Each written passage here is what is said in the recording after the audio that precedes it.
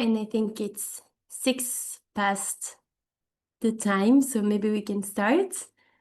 Hello, everyone. Welcome to the webinar, The Road of Rights of Nature to COP30. We're very excited to be there. A webinar held by the Global Alliance for the Rights of Nature and the International Rights of Nature Tribunal.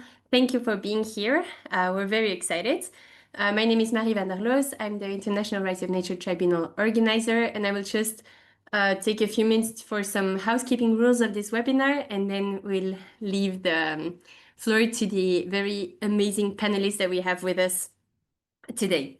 So this webinar has been organized to present the program of the Global Alliance for the Rights of Nature and the International Rights of Nature Tribunal for COP30. We believe that rights of nature have to be at the heart of the climate negotiations that will be held in Belém, that it's very important we go there. And so we're here to present to you the different activities that we will have there. You will hear amazing experts, lawyers, and advocates for the rights of nature. There is interpretation in Spanish and in Portuguese. You just can click the interpretation button below. Thank you, Marimar and Marcelo, for the interpretation. The agenda will be in 3 parts. First, we will hold a part to explain what rights of nature is and why they are so important, why we really think they should be at the heart of the negotiations in Belém. Secondly, we will hold a part about the activities of GARN specifically, what GARN will be organizing in Belém, and lastly, a part of the International Rights of Nature Tribunal, what will happen for the tribunal in Belém as well. So thank you so much, Alberto Acosta, Natalie Yepes, Fatima Monasterio Osprey, Natalia Green, Juvelis Morales for being here and being our amazing, Francesco Marteno for being our amazing speakers tonight. So I will leave the floor if I didn't forget anything. You can leave questions in the chat, in the Q&A, not the chat, sorry, in the Q&A. It's a little specific box below as well. And we will first start with Natalia Green, who will explain to us what rights of nature is specifically and why it is so important for GARN and the tribunal to bring it to COP30. Nati, please. Thank you so much, Marie. Thank you for the introduction. And let me just confirm that you can hear me because my microphone wasn't working before. Can you just tell me if I'm... We hear you. Thank you. Perfect. Thank you so much. My name is Natalia Green. I'm the Global Director and the Global Director of the Global Alliance for the Rights of Nature and the Secretariat for the International Rights of Nature Tribunal. And it's my pleasure to be giving you a welcome today that is going to give us a little bit of a background and a snapshot of what is going to happen in Belém this year regarding the rights of nature movement. As we all know, this climate change COP is going to be happening in Belém, at the heart of the Amazon. And we think that this is a really important time to bring forward the vision of the rights of nature. We will be organizing a pre-COP summit as the Global Alliance for the Rights of Nature that will include a 4th day of the International Rights of Nature Tribunal that we'll be sharing with you all today. But what we think is extremely important is that we understand that climate change is not only an issue and a crisis of emissions. It's a real crisis of our relationship with Mother Earth.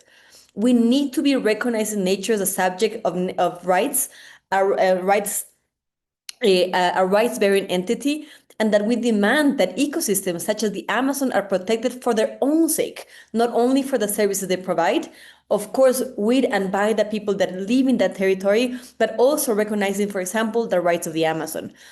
At this COP that we know is going to be hosted at a tropical forest, at the biggest tropical forest on the planet, the world has really the opportunity to embrace a different, an ecocentric framework that can reflect our indigenous wisdom and the scientific urgency that is telling us that the world is alive, that Earth is alive, and this vision needs to be taken into COP30.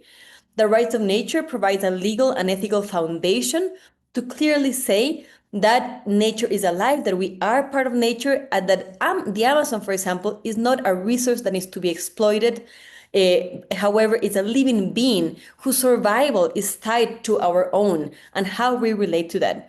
So taking the rights of nature to Belém means ensuring that climate negotiations finally respect the integrity of these ecosystems, that empower the people who defend them, and that commit to transitions that honor life itself. It is time now, and we will be listening from our amazing speakers, to have and make a true pledge with Mother Earth, with Mother Nature. And even though we don't necessarily trust that the negotiations are going to go the right way, we hope so, but we are not trusting necessarily on the negotiations per se. We trust people. And we know that by coming together, all together, in this coalition with the rights of nature, with this growing movement of the rights of nature, we will be able to give a voice to nature during the climate talks. So that is why we are actively engaging during COP. That's why we've been organizing for a long time, so we can bring allies from all over the world and we can sit together to understand what are we doing, how are we networking, the best possible way to bring and uphold the inherent rights of nature. Inherent rights of nature that are not really spoken at these negotiations, that we don't expect these negotiations to change the world dramatically. Actually, we are very critical of what is going on, the deforestation that is going on in Brazil, even to host these conferences, the fact that we all need to travel and use burn carbon dioxide to get to this place.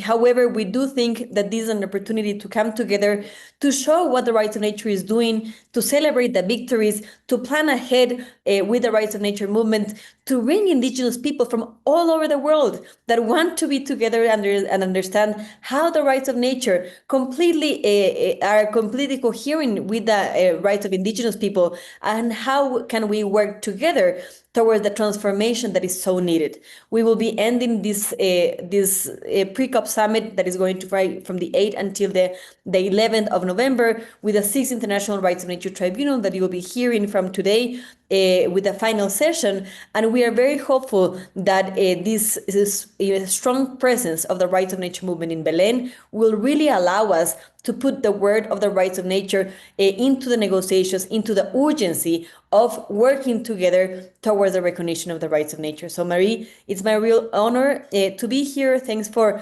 hosting this event to the Global Alliance for the Rights of Nature, to the International Rights of Nature Tribunal. And I am very, very happy to have such an amazing a group of panelists today, with whom we will be hopefully meeting in Belém, in spite of all the backlashes that we're living in Ecuador and around the world. Thank you so much, Nati. So we will start with the first part on what GARN is going to bring as an Alliance for the Rights of Nature to COP30. And we will give as Nati just explained, the importance of the Amazon. One of the projects of GARN is to defend the rights of the Amazon as an ecosystem. And we're so lucky to have Fatima Monasterio with us as an amazing lawyer who is a key person in this project. So Fatima, please, can you explain us a bit more about why the Amazon, why rights for the Amazon, and what GARN will bring to COP30? Thank you so much. Gracias, Marie. Yo voy a hablar en español. Thank you, Marie. I'm going to speak in Spanish. Can you please confirm that you can hear me properly? Yes? Yes. Well, good morning, good afternoon, good evening, wherever you are. I deeply thank the organizers of this webinar for opening this space for reflection about the rights of Mother Earth, of nature in the path to COP30, and also the rights of the Amazon. First, I'd like for us to travel for a moment to the Department of Beni, to the heart of the Bolivian Amazon basin, from where I'm talking to you. In Cuernavaca, more than 1,000 people, indigenous peoples, community members, academics, community leaders, and leaders in general, we got together in the 11th Pan-Amazonian Forum. And in this opportunity, we didn't discuss what we have been discussing since a while ago, which are the different issues, the numbers, in a very abstract form that threat the life of the Amazon. But we took the task of thinking concretely about a common territory, which is the Amazon. But this is a territory that breathes, that regulates the rainfall in all of the continent, and to understand this wonderful ecosystem that we have in common and that weaves us. And there was an unprecedented text, which was the Declaration of the Amazon, which has been approved, and it's been done in a participative manner. And I'll place a link on the chat so you can get to know this statement in detail. So I've been sharing this spirit and the different proposals that were debated last year in Cuernavaca and San Buenaventura in Bolivia. And mainly, we believe that this could be an epic political, legal, social objective going forward to COP30. So the first thing that I'd like to ask ourselves is why have a declaration for the rights of the Amazon? So we know that we've been achieving step by step resistance, especially the indigenous peoples, many verdicts, many laws, many normative changes, even constitutional changes in Ecuador that have been recognizing nature as a subject of rights, and some components of Mother Earth, such as rivers. In the case of Colombia, we have the river Atrato and the Colombian Amazon, which is also recognized as a subject of rights. In Brazil, we have many advances as well in the judicial sense. And recently, the Marañón River, that we know that from the struggle of the Cucama sisters, has inspired us greatly in mobilizing the defense for a change of paradigm, for a way of thought about this unmeasurable development that a capitalist system wants to impose. So, from another outlook, from the perspective of nature itself, in the case of the Amazon,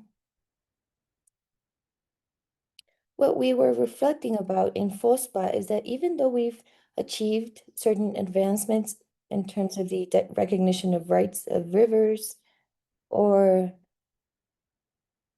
rights of the many components of nature, we keep looking at nature as a resource, not as a subject. And clearly, we have forest fires every year, deforestation, rivers are starting to become highways for mercury that generate the displacement of many community members. And this makes nature a thing. And in this sense, we were saying that the declaration is an answer to this urgency, to these urgent matters, with a very simple affirmation, but very transformative as well. The Amazon is a living entity with its own rights, and us, as human beings, have correlative rights of respect and care for the Amazon. And these rights and these duties are not only our responsibility, but mainly to the states that must guarantee the preservation of this biome that is so important for the life of everyone in this planet. So as you can see in the preamble of the declaration, that we are being reminded that the Amazon is occupied by 9 countries, or 9 countries occupied it.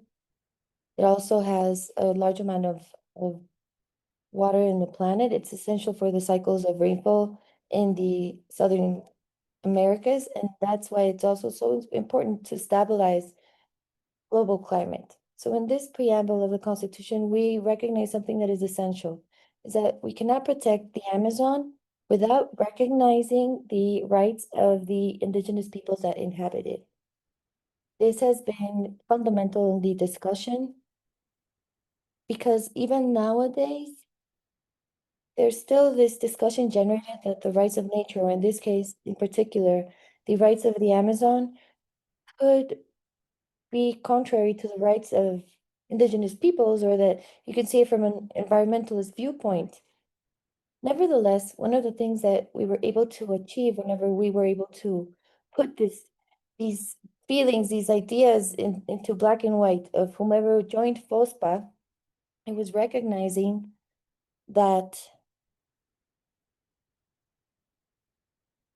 these are that we're walking in the same direction. So this declaration supports itself in the sense that we always are reminded by the universal rights of Mother Earth, of Cochabamba, of the year 2010.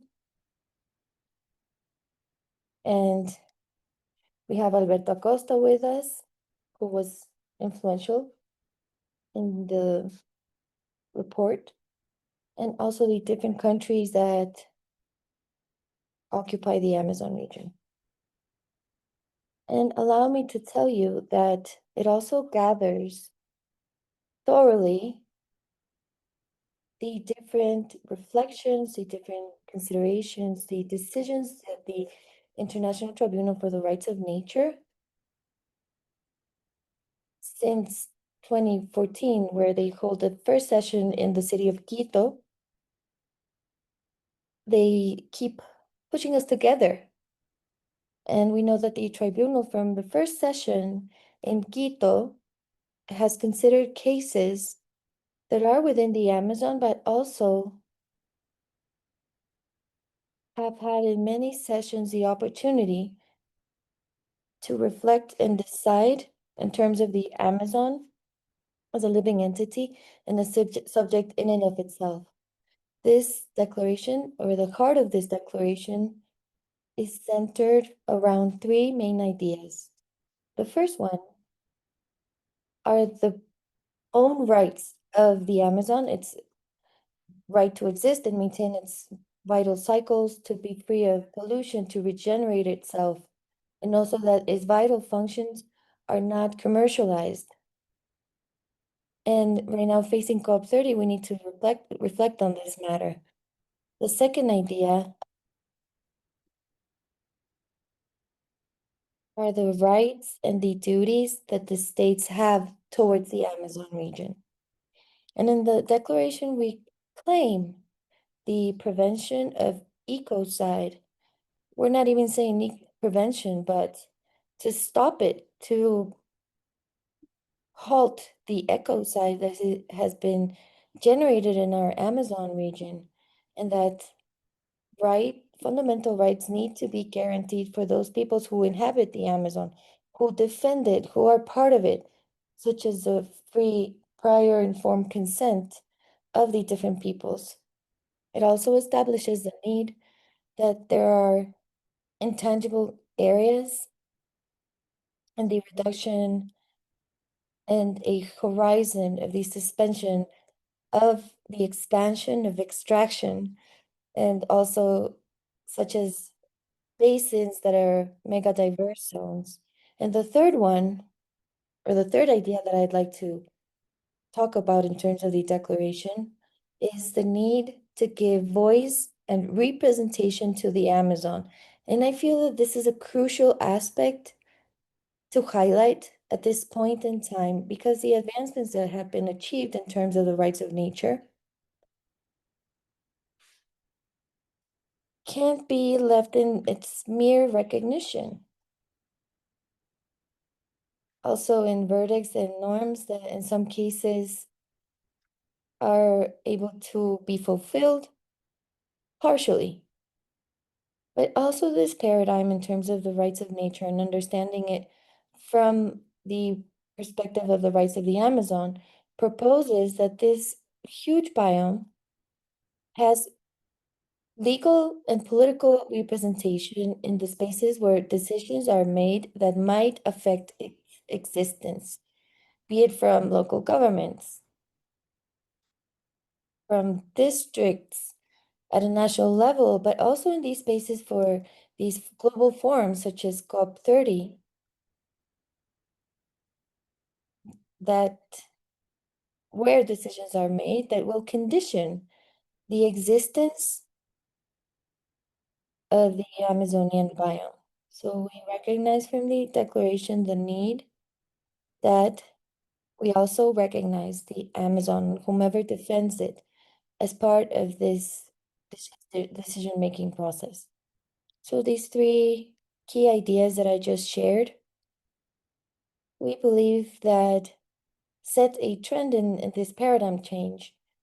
So we go from treating the Amazon as an object of public policies at a regional level to an Amazon that is recognized as a subject that has a voice and a representation. And also, as Nati was pointing out, COP30 in Belém do Pará has a very interesting relevance because for the first time, a climate summit of this magnitude will be celebrated in the heart of the Amazon. This gives it a huge symbolic and political value to this space. The whole world will be setting its eyes on the biome that regulates rainfall in South American schools. Climate stability is decisive, is a decisive factor in America. So here we have a unique opportunity with this scenario so that indigenous or Amazonian peoples who, and us who consider ourselves the defenders of Mother Earth can present this declaration for the rights of the Amazon, not just as a peripheral document or an institutional document, but as the voice of our host territory of the Amazon, which is our host, maybe hostess, in recognizing its biodiversity. And COP30, we know that it will be in the moment where countries present new contributions at a national level under the Paris Agreement, and also they can negotiate climate financing. So introducing, demanding these reflections around linking the legal recognition of the Amazon as a subject of rights, and with these climate commitments, we'll be able to pressure safeguards that avoid the commodification of nature that are taking place in terms of the way that climate funds are being built. In Belém, in November of this year, could be an essential space so that we can take three messages. The first one is the judicial or legal recognition of the Amazon as a subject of rights. The second one is the inclusion, the effective inclusion of the voices of the different Amazonian communities, and also from the own jungle, from the hills in the jungle as well, and the official delegations in the debate about climate financing, which is so in vogue for the TFFF, the different carbon markets. And I feel that the third essential message in terms of this declaration and the promotion of this declaration in COP30 has to be that every form of financing has to respect the principle of non-commodification of the vital functions of nature. Of course, a declaration is not enough. And with this idea, I'd like to finish my presentation. But a paper, even if it's very well written, is not enough because the challenges are tremendous. In our Amazonian countries, we have economies that depend on the different forms of extractivism, of violence. We have violence against earth defenders, and there's trouble everywhere. I feel that it's important to point out that this declaration offers us an ethical framework and a legal framework that can inspire new reforms or transformations at a legal level, and it can serve as a guide for strategic litigation, for different struggles, because that's what it gives us. It gives us a common language in order to generate a dialogue that speaks about the same subject, which contains us, the one that we inhabit, in which it inhabits us, which is the Amazon. And I like to close coming back to Benny, to that beautiful sunset in the Amazonian area. And this is it's just not landscape, it's something that breathes with us. And the Declaration for the Rights of the Amazon invites us to listen to it, to its legal voice, and saying that if the Amazon loses its right to exist as a subject, all of us lose the right to a future. Thank you so much.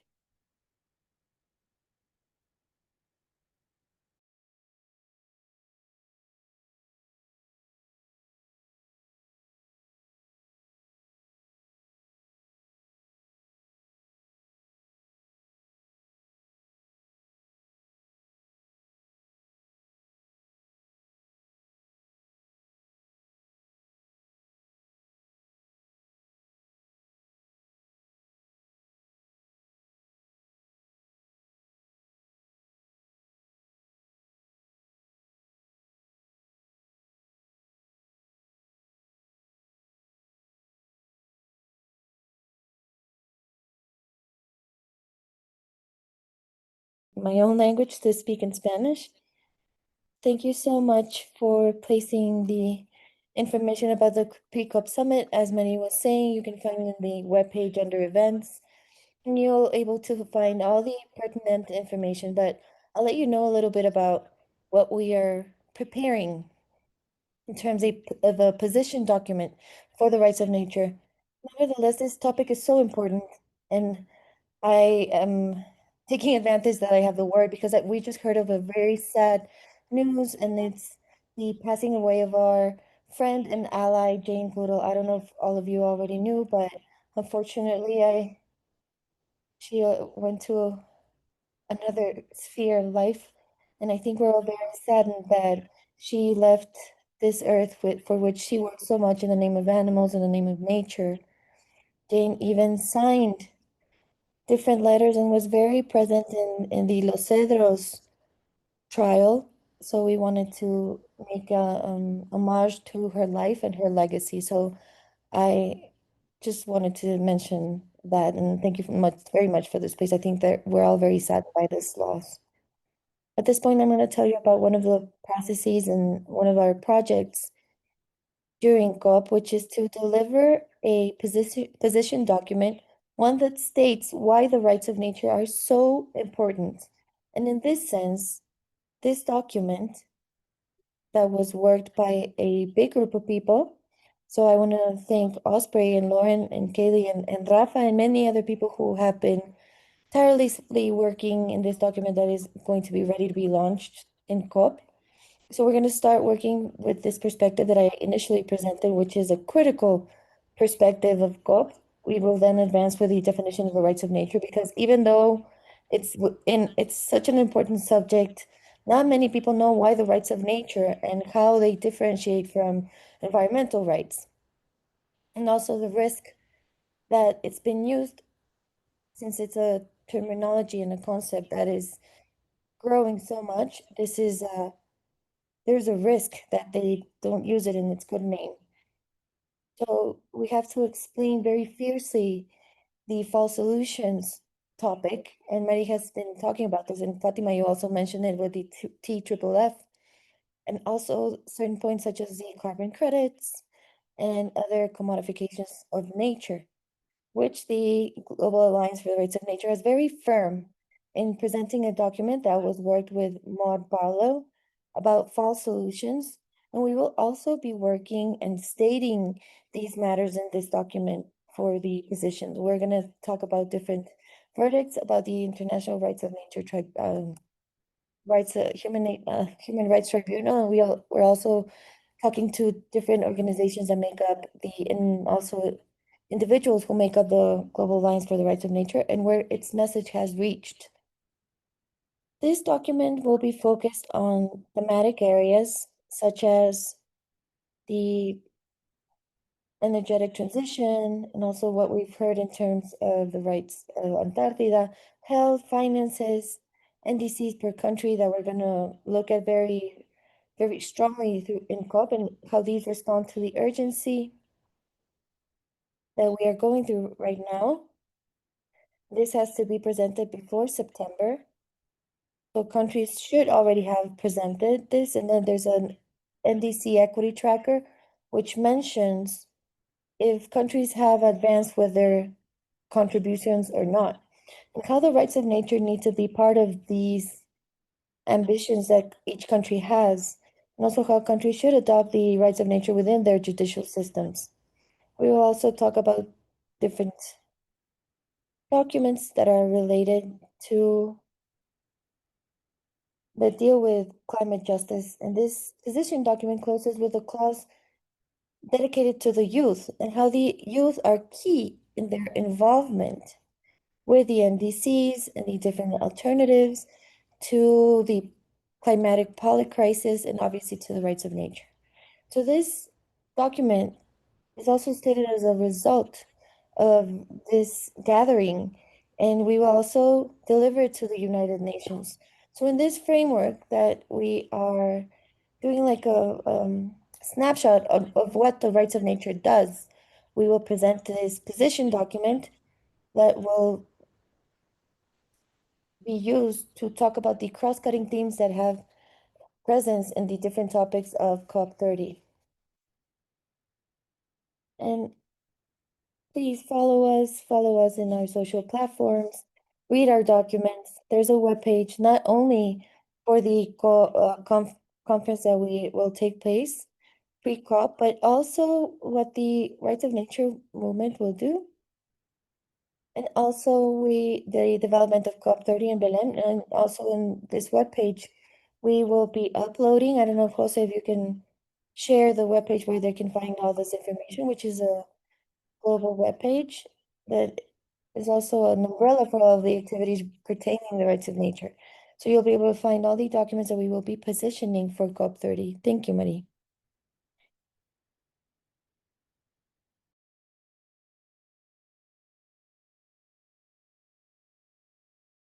Who is the chair of our Judges Assembly, for the second part on what the Tribunal will bring, the International Rights of Nature Tribunal will bring to COP30. Thank you, Francisco.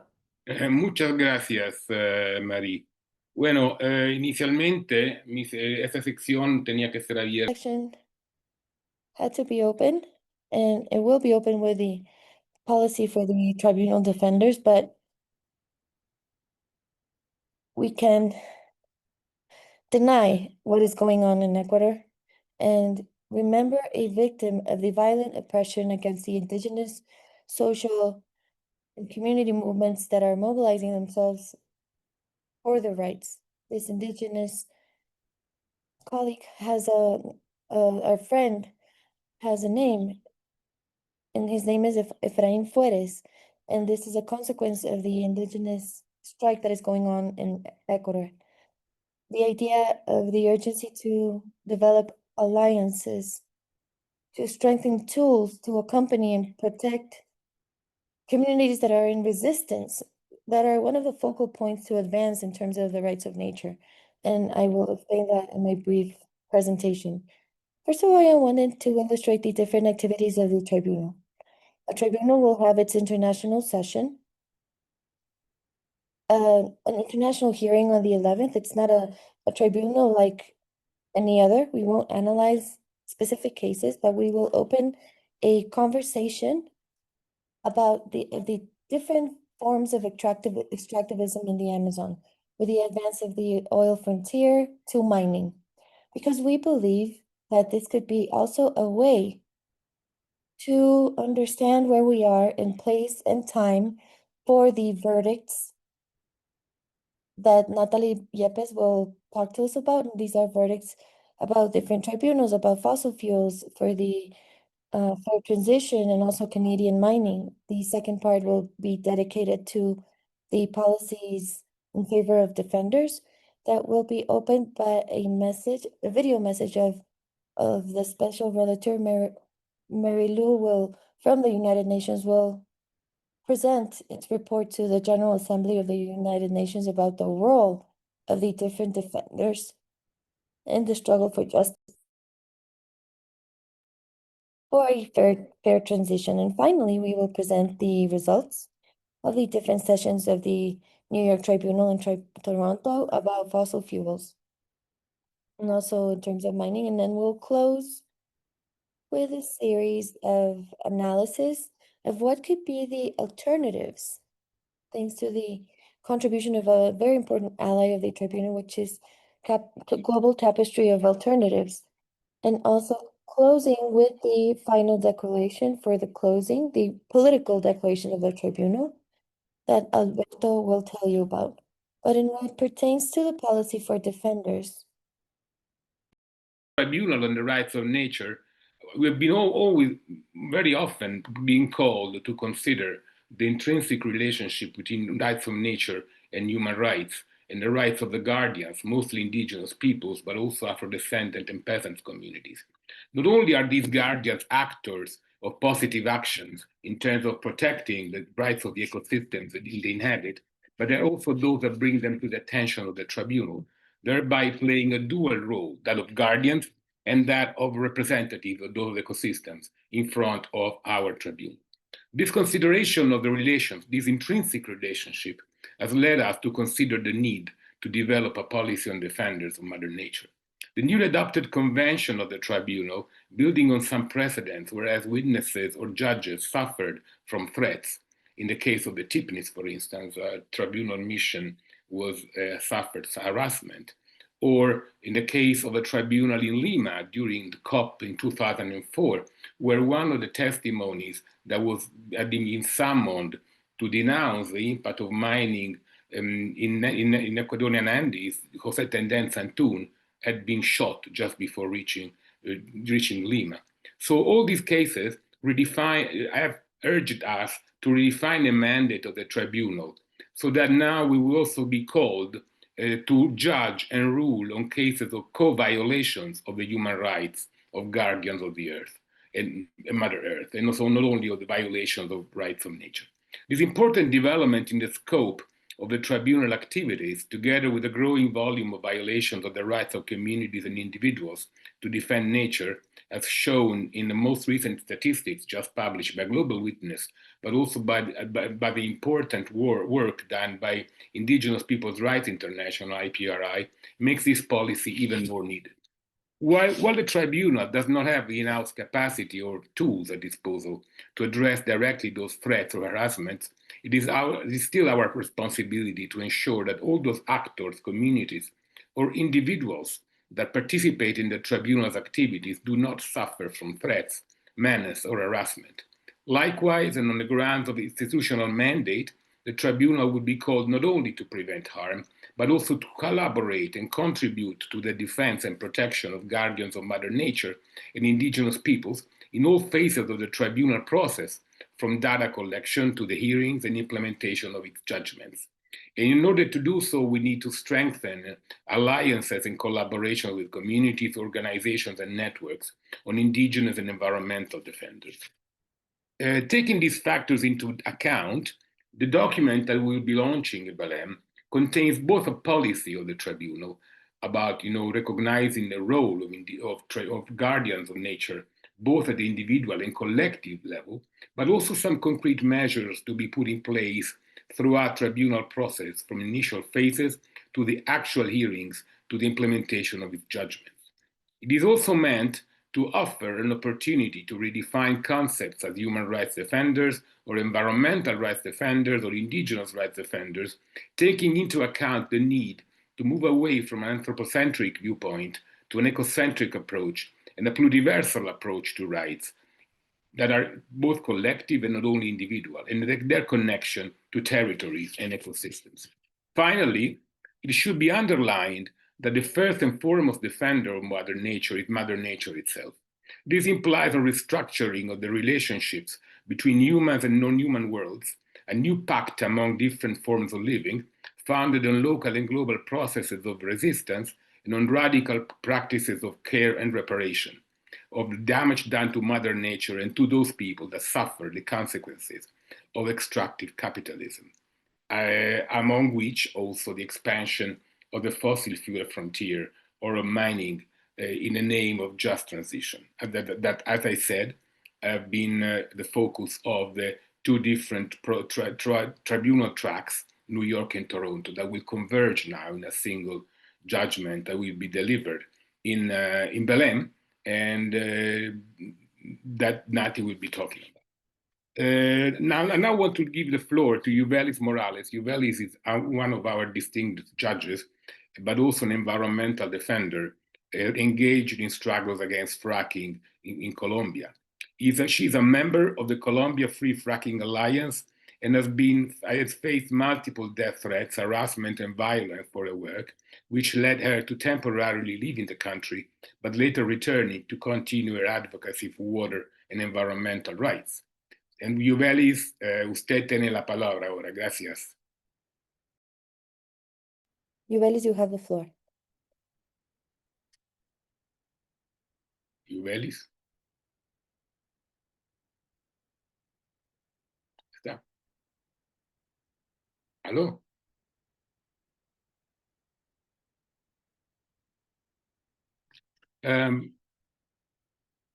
While Yuvelis gets connected, maybe I can give you a very brief account of our plans beyond the November 11th session. We are planning to participate in various activities of the People's Summit, Cúpula dos Povos. We are proposing a workshop, collective assembly of tribunals that would offer the opportunity for different tribunals that are convened in occasion of COP30 or before, such as the hearing of people and nature on just transition in IMF and the World Bank that will take place in Argentina in October, and the tribunal on popular tribunal on just transition that will be also taking place in occasion of the People's Summit after our tribunal. And we are now discussing with the organizers how we can actually more strictly collaborate to that event, but also other tribunals that took place in Brazil. A very important one that took place a few years ago, and there was a permanent people tribunal session on the Cerrado. And hopefully also we'll get in touch with organizations organizing, proposing similar events like, women's tribunals or Afro-descendant community tribunals. So that will be a very good opportunity to link up and to share experience, to confront with the common challenges, for instance, in terms of what is efficiency, the impact of these tribunals of opinion, legal tribunals and ethical tribunals, and how they can contribute to support social movements, environmental movements, indigenous peoples organizations, and how rights of nature can actually offer a further tool to those ongoing struggles. So these are some of the activities. I don't know if Yuvelis is with us. Otherwise, I think she got disconnected. So once, as soon as she gets back, we will hear from her. But in the meantime, I might want to pass on to Nati Yepes, that she can give us pretty much, illustrate a little bit what is the final judgment that we will be delivering in Belém. Thank you so much. Muchas gracias. Francesco, Yuvelis, sorry. just a sec. Yuvelis just connected. So Yuvelis, ¿logras conectarte y hablar ahora? ¿Aló? Parece que no. Bueno, pasamos con Natalie y luego Yuvelis, una vez que logras conectarte, ustedes puede hablar y luego ¿Me escuchan? Sí, ok, ¿estás? Hola, ¿me escuchan? Sí. No sé qué pasa con esto. Sí te escuchamos, Yuvelis. Sí, Vale. pero no sé, no me deja como manejar como el panel para encender la cámara o el micrófono, no sé qué pasa. Te Va, escuchamos. ¿me escuchan? Es lo Sí, importante. te Te escuchamos. escuchamos y tal vez Marí o José pueden tratar de pedirle que abra el video, así le va a salir un mensajito y es más fácil. Sí, por favor, qué pena con ustedes. Estoy intentando, pero no, ahora no veo. A A ver, ver, pues voy pero a ya te sacarlo. escuchamos.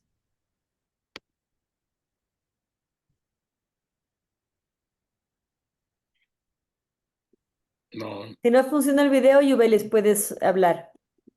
no, sigues desconectada.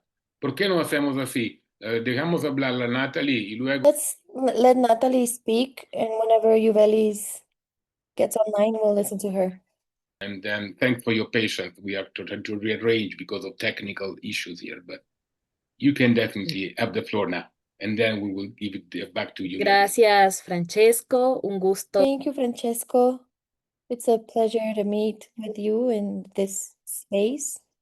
Thank you, Francesco, also for referring to what is going on in my country. I'm talking to you from Ecuador, and precisely one of the biggest calls of the indigenous movements and the social movements at this point that the strike has provoked is to find a different alternative to extractivism that is impacting so strongly to one of the ecosystems, such as the Amazon, that we know is near its point of no return. So thank you. And we wanted to express our solidarity to our friends and colleagues and peers who are defending our rights and the rights of nature.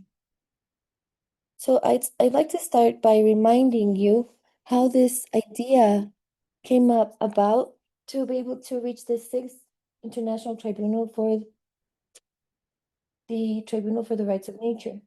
We reached a point where we knew that we were close to COP30, where the governments were going to evaluate what was the level of their obligations. And since a year ago, we thought it was very important to provide a space to those cases that show the most visible faces of the climate injustices and the real barriers to be able to reach these objectives that will be analyzed now in the COP in Belém in Brazil. So in this sense, what we will try to do on the 11th of November in Belém is to try to shed some light to these basic answers that were the basis for the two sessions that made up the preamble of what we will see in Belém on November 11th. On one side, how can we forgo this dependency that has been disastrous for the life of human beings and also nature of the industry of fossil fuels, but also to try to respond how we can achieve new ways of life and how we can have other ways to consume energy. And we've seen that industries are transgressing the narrative to keep reproducing the same model of violence, of destruction, of ecological crimes, in spite of the critical mineral exploitation that is occurring, also related to gold. And I just want to remind you that, as I was mentioning, thinking about these two big topics, and the first one that took place the 22nd of September of 2024 in the city of New York, in the context of Climate Week. And we presented a total of 10 cases around the world, such as Mountain Valley of the United States, in the Talara refinery in Peru, with more than 21 witnesses that saw the International Rights of Nature Tribunal with the evidence and enough evidence that was written about the common patterns of the generated impacts for more than 5 decades in different countries of the oil frontier, and that how this has impacted in the possibility of having different ecosystems and to be able to reach these climate obligations that will be analyzed in COP30. In the second place, we had another session that was very important in February of this year on the 28th in Toronto, because of the second axis of analysis I was mentioning about, about how the mining industry, and sadly, among these patterns, they've been very expanded by Canadian mining companies in different parts of the world, such as the Belém mining industry in Brazil, such as the Canadian industry in Ecuador, in Chile, in Argentina.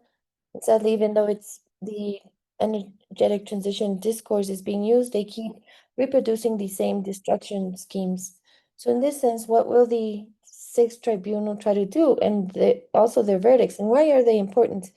First of all, because they're going to be a space to generate dialogue among all of the different knowledge at scientific, judicial, testimonial, and also the indigenous knowledge of the different communities to try to respond how we can reach or how we can stop the aggressive emission that is heating our planet up, partly because of the consumption of fossil fuels, but also that will try to give a response to how it's possible to live in a world outside of this system that depends on fossil fuels. The second part that we need to listen to about the tribunals at a space to make claims that will allow us to define the patterns that are backed up by different governments that vulnerate the rights of nature and in consequence human rights. I also think it's important to listen to the verdicts that will be emitted in the Sixth Tribunal because I feel that it's a space of hope as well. The idea is that after systematizing these 25 cases, the 10 cases in terms of oil and also mining, we'll be able to find clear guidelines outside of anthropocentrism, outside of capitalism, outside these hegemonical thoughts that provide alternatives for local populations and also governments that have the responsibility to fulfill the rights of nature and the rights of humans, and how we can transition fairly, not in a corporative sense, that might be able to respond to ways of life that might be popular, sustainable, and also clear survival tools, having a different relationship with nature, respecting its dignity as a living being, of which we are also part of. Also wanting to tell you that this is an invitation to think collectively about three great challenges that we foresee and how we can step out of the fossil fuel era and make a just transition. And first, in the first place, the idea of these verdicts is that we can think together in terms of fair reparations to those communities that have already been impacted by the huge mining industries. We also want to search for effective prevention measures to not reach the point of no return in the Amazon, in the Americas, or how we can save the oceans that are not contaminated with different debris of and waste of these industries. Also, we can provide an ethical and a political space to show the world and the governing bodies in the discussions for COP30 of how it's possible to build public policies in a participative manner, collaborating with the affected communities. I don't want to delve deeper on that, but I want to invite you so that you can listen to what the different verdicts will be and the different concrete reparations we will present, the general guidelines to contribute to the discussion of COP30 that we hope is a popular COP, a COP that belongs to the peoples and the indigenous populations, and also we as part of the civil society can generate the proper level of advocacy. So a new pact coming from us for nature is our response. So we'll wait for you and we hope to see you on the 11th of November in Belém do Pará, or like you can follow us online so you can follow the International Rights of Nature Tribunal. Thank you, Natalie. So before giving the word to Yuvelis, who finally was able to get online, we can see her. So I'd like to remind you that we already have a plan of a next stage from the Belém Tribunal to organize a specific tribunal about oil in the Amazon with the Pan-Amazonian Forum that will take place in Ecuador, specifically in the Yasuni area, which is a very important area because it could be a necessary urgent solution to decide finally to put the oil under the soil. Yuvelis, I'll give you the word.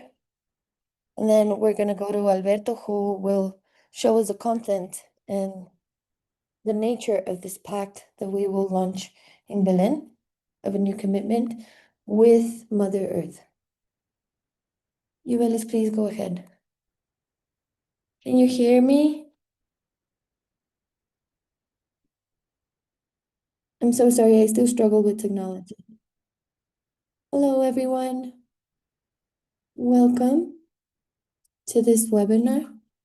I am so happy to see you and to be able to learn from you in this great path of the rights of nature and also the collective rights of communities. My name is Yuvelis Natalia Morales, and I speak to you from the Magdalena Medio territory, from the municipality of Puerto Luis in Colombia, a territory that historically has belonged to Afro-descendant communities and fishermen who have a really strong territorial dispute against the exploration of non-conventional areas, minerals, and also fracking, as it's been called. So I am going to base myself on a discussion that has been taking place with some colleagues and the non-proliferation of fossil fuels in Latin America. And we've seen how within these territories that historically, I'm going to talk about Puerto Luis, which is a few kilometers away from where the exploitation started for conventional oil in Colombia more than a century ago, and how this narrative of the oil communities or the sacrificial areas or the communities that live the richness and the of hydrocarbons, seeing how the territories live and feel, and how it is that the rights of nature seems that is something unthinkable, something that comes from a fairy tale. And sometimes in small surveys, we can see how people think that while we are giving rights to nature, we are taking rights away from humans. Because in these regions, there is a continuous fear that if we give rights to a river, the river will not let us keep exploiting it over, within it, under it. And specifically, I'm talking about the River Magdalena, that is a subject of rights in Colombia. It has special rights, not only being a resource, but also being a spiritual center for Afro-descendant peasant and fisherman community within the area I live in. Almost 10 years ago in Colombia, we've been talking about contemplating the opportunity of the expansion of the oil frontier with fracking, about how this situation can affect the economy and the culture of a region. So we're in this socio-environmental movement for the rights of nature, and we of course are against this with strong arguments at a scientific level that we've also had research in academia, but having the traditional and ancestral knowledge in the forefront of those who came before me, and how is it that communities live in realities that are not different from common modern society, and how us from the territory are talking about collective rights, but also rights of nature. How is it that we feel the need to name the countries, the ravines, the hills, the mountains as a fundamental axis of our culture and our society? because we depend on this, because we can't keep allowing that from the transition and the non-transition and the other transition, nature is a territory of dispute between those who have more, who want to have even more, and how different communities have to be displaced from their own territories because the oil companies or the mining companies think that our territory is their territory. In Puerto Winces, we're not saying that the River Magdalena belongs to us. On the contrary, we are part of the river. We're the culture that unites the river because it's still there, that the communities that live alongside the river are there because the river is still there. And how in this scenario where extreme energy in which technology is being used to keep exploiting nature. So we try to see how these discussions in Colombia around the energetic transition are doing everything against or in favor of the energetic transition.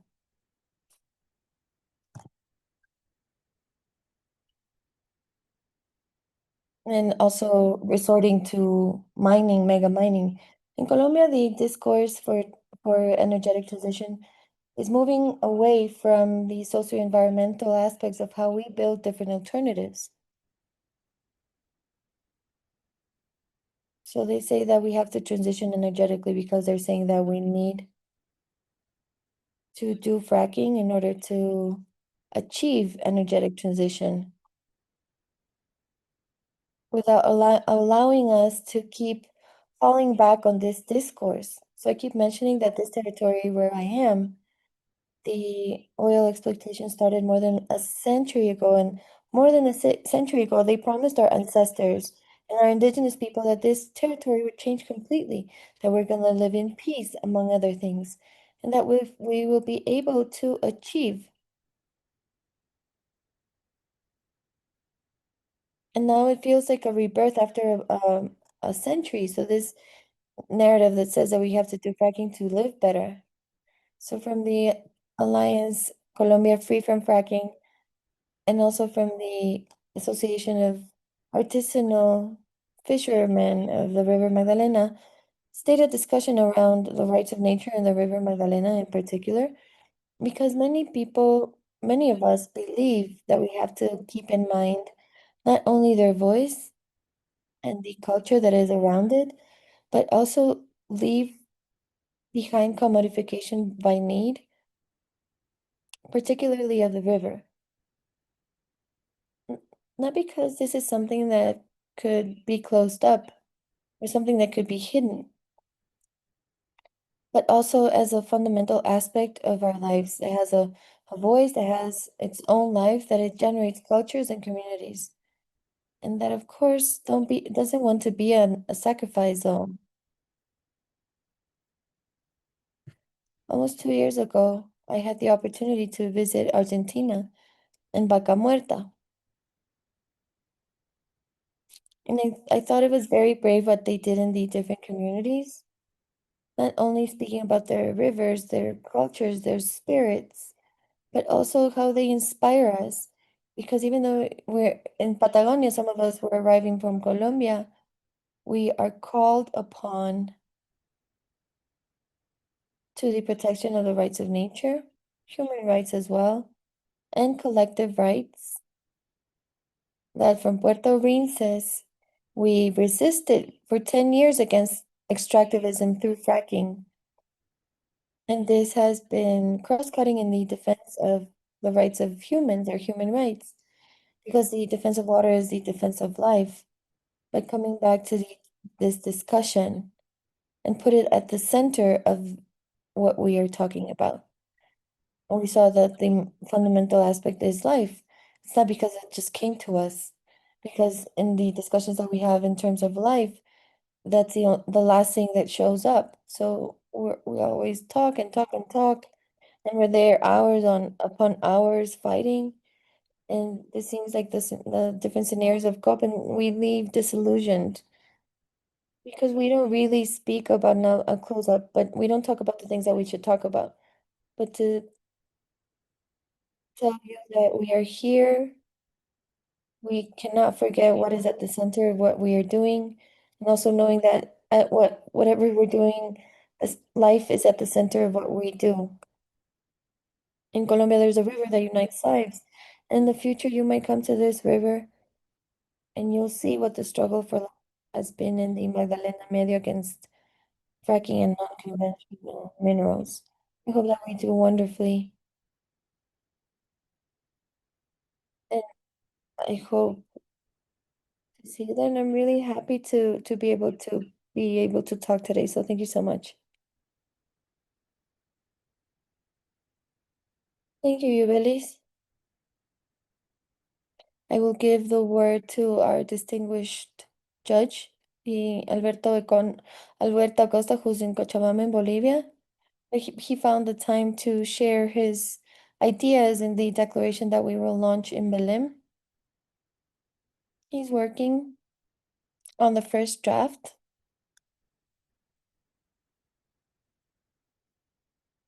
Thank you for being with us, Alberto. For me, it's a huge satisfaction to be sharing with you some of the reflections of what will be the declaration of the Tribunal, International Rights of Nature Tribunal in COP30 in Brazil, in Belém do Pará. We will renew our commitment to Mother Nature. And we will do this gathering the voices of the Amazonian peoples, of the people who defend nature within the Amazon region and then outside of it. And also gathering the voices of all the beings that make up the scenario of what life is as such, which is human beings and nature. We're convinced that we are not only going through a very complex time, but the expectations of what COP might be able to solve are scarce.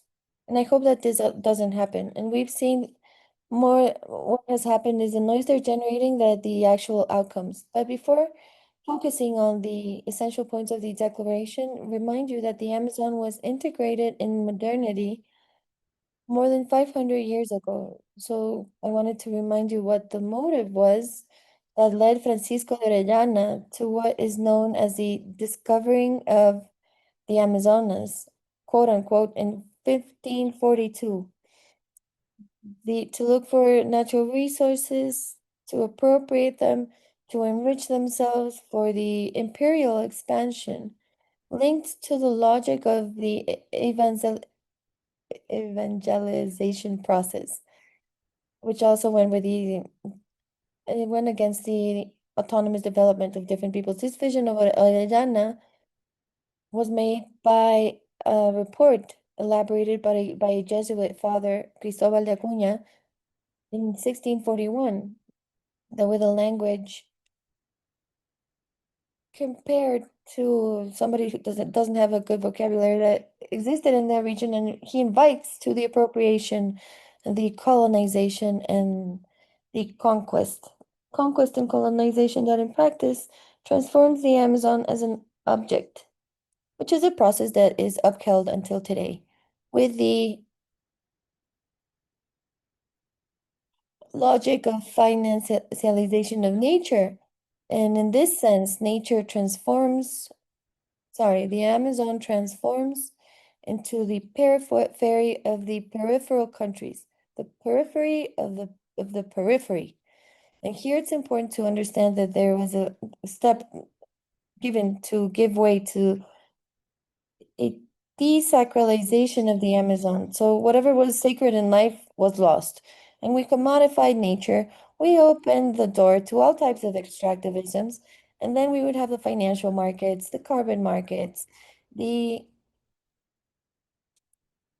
exchange of debt, the financialization of nature expands at a top speed. So in this context, the same advancements of science that can contribute in many ways and that is necessary to see the Amazon and nature as an object.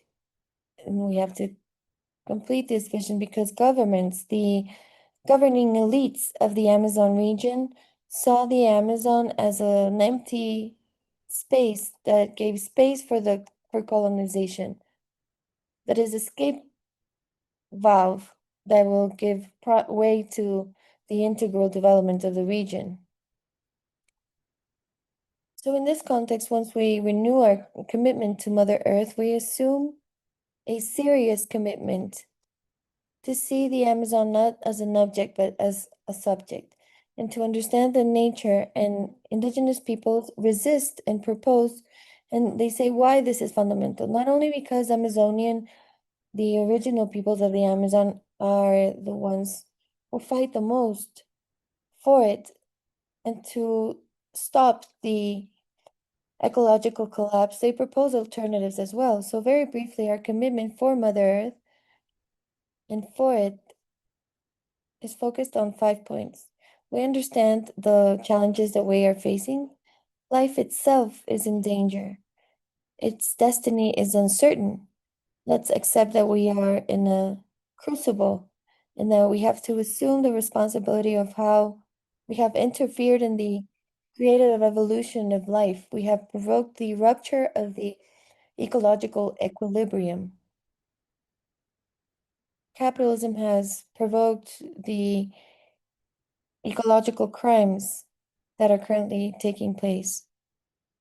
Not many human beings will survive the ecological and social collapse in which we are immersed in.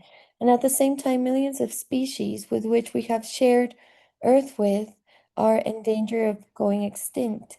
And for us, I mean, this would be a second point. It's necessary to understand that we have to recognize the ecocides that are happening and also the genocides that I point out, especially the genocide in Palestine. Because we have to do this. If we don't make peace with Mother Earth, there won't be peace among human beings. We have to find ourselves within nature, and this makes it, in the third place, to recognize the rights of nature. And the Amazon is a subject of rights. Even though there are major issues, we are still enthusiastic and we receive with great satisfaction the opinion of the International Human Rights Tribunal recognizes nature and its components as the subject of rights. This was an advancement that was achieved by the Constituent Assembly in 2008, constitution that right now is at risk because of the pressures of a authoritarian government that is being very violent with its peoples. And I also echo what my peers have said. And the fourth point is the need to think of global climate justice, ecological justice at a global level. And one of those points is to leave the oil in the soil, supporting different community alternatives from the ground up for a just ecological transition that is popular and not corporate, such it is the use and abuse of lithium. And the fifth one for us is essential. If we defend Mother Earth and nature, we defend those that are protecting it. For us, this is basic to understand how comprehensive this is. Ecological justice with social justice. That's why we're so worried about defending the Earth defenders and to build alternatives to achieve another civilization that is centered in human and non-human life, that we are at the center of every activity. And the objective is intertwined with the possibility that indigenous peoples, local communities, and the movements that protect Mother Earth and different ecosystems may do it without being threatened, without being harassed. And that's why we recognize the fundamental role that they play at an individual level, at a collective level. And we can't not remind ourselves about the constant threats around the world, and in Latin America in particular, that are putting at risk the life of those who are defending Mother Earth. And for that reason, and many other more, we invite you to participate in our gatherings in the COP in Belém in November, and to make a reality this commitment, this renewed commitment with Mother Earth that gathers the voices of the Amazonian peoples and also the voices of the people around the planet that are defending life, and also that gather the voices of nature itself. Thank you so much. Thank you, Alberto, for having highlighted the nature of what we are doing, which is a struggle for ecological and social justice, a struggle that needs to be focused on a decolonial, anti-patriarchal, anti-capitalist vision to try to build a pluriverse of solutions and options in order to protect life. I think that we're near the hour. I think, Marie, you have to give us a little bit of input of how our audience can follow us in different platforms. Nati, I don't know if you'd like to share some last comments. Maybe you can have the honor and pleasure of closing this very interesting session. Thank you. Bye, Alberto. Thank you, Alberto. Thank you. Big hugs. We keep defending Mother Earth. To all the people who defend their territories and life, let's think on our grandchildren. See you soon. Thank you so much. Nati, I don't know if there are any last comments you would like to share. No, Marí, Francesco, gracias. Solamente un mensaje de agradecimiento. Just a quick message thanking you. With deep connection with life, with what we're doing. I feel that it's really important that we state that the work of Rights of Nature doesn't start and it doesn't end in Belém, but it will be a crucial moment for union, for life, for the earth, for the rights of Mother Nature. I just wanted to thank the words of those who have shared their words with us, which is a really great way to visualize all the snapshot of the activities that will take place. Thank you, Marie, for the organization, Francesco for leading us in the Tribunal, and all of those people who have been with us today in this wonderful space for connection, and also to reinforce the idea and this commitment with life and the sadness that we feel with Jane Goodall's passing, and also this persecution and this terrible moment that Ecuador is going through. I think that now more than ever is a moment to defend the rights of nature in Ecuador and the world. Thank you so much, Maria, and I'll leave you so that you can close the session. Thank you to all the speakers. Thank you to all the participants for being there with us. I have put on the screen now all the social media of GARN, and I think Jose can help us with putting the social media of the Tribunal in the chat as well. This is the first step to follow everything that has been shared with you today. You can see all the information there. We also shared the websites of the COP30 events of GARN and the Tribunal that will happen in Belém.